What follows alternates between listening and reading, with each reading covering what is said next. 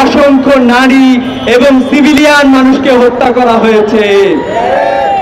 আমরা বলতে চাই, কোথায় পৃথিবীর মানবাধিকার সংগঠনগুলো যারা মানবাধিকারের পক্ষে বড় বড় কথা বলে, তারা কেন এখন চুপ রয়েছে? আমরা বলতে চাই, জাতিসংঘ শান্তি প্রতিষ্ঠার জন্য প্রতিষ্ঠিত হয়েছে, সে জাতিসংঘ কি করছে গণহত্যার বিরুদ্ধে? আমরা বলতে চাই, পৃথিবীর যারা নেতৃত্ব দিচ্ছে তারা কি করছে গণহত্যার বিরুদ্ধে? আমরা বলতে চাই, মুসলিম নামধারী ওআইসি সহ মুসলিম বিশ্বের রাষ্ট্রপ্রধানরা কি করছেন এই গণহত্যার বিরুদ্ধে? আমরা এর জবাব চাই। পৃথিবীর প্রত্যেকটা মানুষ আমাদের কাছে গুরুত্বপূর্ণ। পৃথিবীর আফ্রিকার মানুষ যেরকম গুরুত্বপূর্ণ, অস্ট্রেলিয়ার মানুষ যেমন গুরুত্বপূর্ণ, প্যালেস্টাইনের মানুষরাও আমাদের জন্য গুরুত্বপূর্ণ।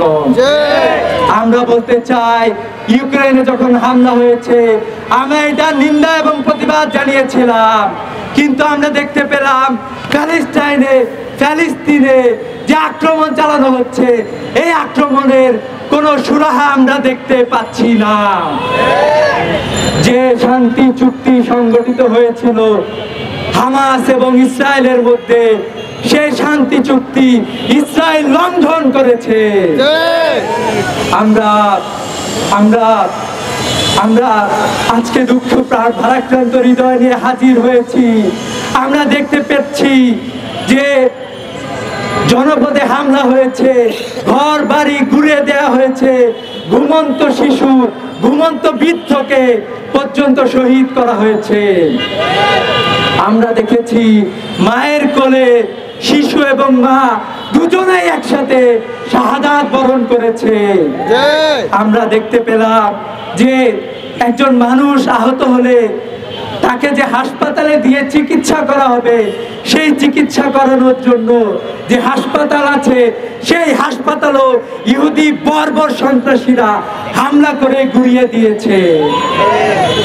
আমরা পুরো পৃথিবীকে জানিয়ে দিতে চাই, ফিলিস্তিনের ভাইদেরকে জানিয়ে দিতে চাই, পুরা মুসলিম বিশ্ব, বাংলাদেশের সকল জনগণ আপনাদের পক্ষে অবস্থান গ্রহণ করছে।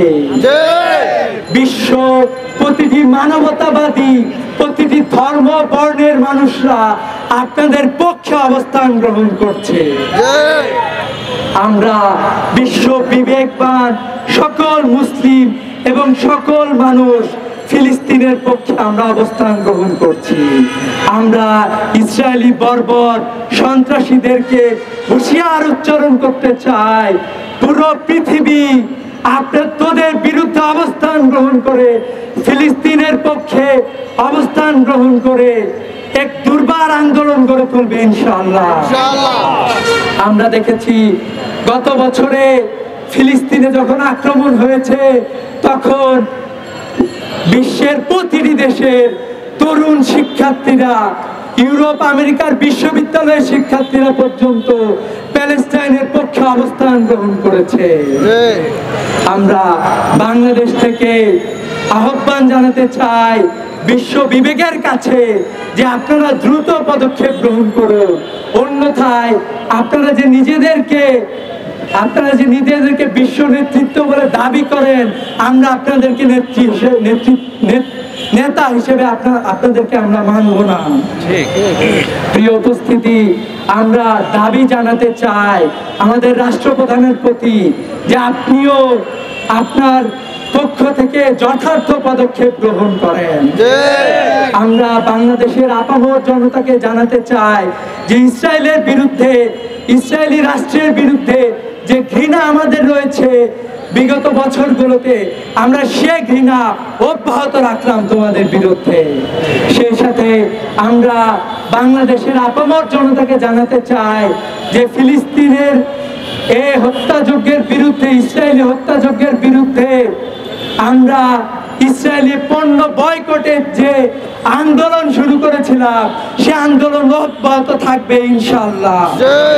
আমরা সাংবাদিক ভাইদেরকে দাবি জানাতে চাই, আমরা পেশাজীবী বাংলাদেশের প্রতিটি ধর্ম বর্ণের মানুষদেরকে মানবতার পক্ষে অবস্থান গ্রহণ করার জন্য আহ্বান জানাতে চাই।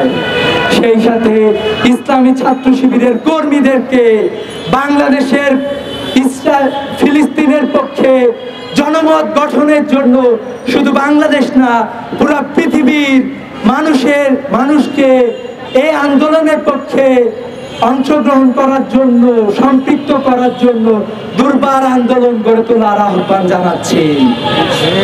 সে আহ্বান জানিয়ে ফিলিস্তিনের পক্ষে আমরা আগেও ছিলাম, আগামীতেও থাকবো ইনশাআল্লাহ।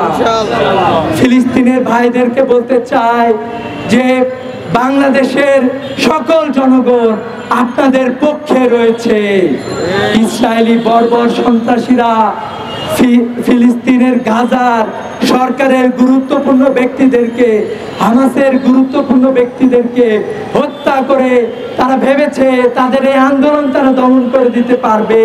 কিন্তু আমরা বলতে চাই, পুরা পৃথিবী, আমেরিকা, ইউরোপ সহ, ইসরায়েল সহ সকলে ফিলিস্তিনের বিরুদ্ধে আক্রমণ চালালো, ফিলিস্তিনকে তোমরা পরাজিত করতে পারবে না। কারণ ফিলিস্তিনের জনগণ বুকে ধারণ করে ইসলামকে, বুকে ধারণ করে মানবতাকে, বুকে ধারণ করে সত্যকে, যে সত্যকে তোমরা পরাজিত করতে পারবে না। আসসালামু আলাইকুম ওয়া রাহমাতুল্লাহি।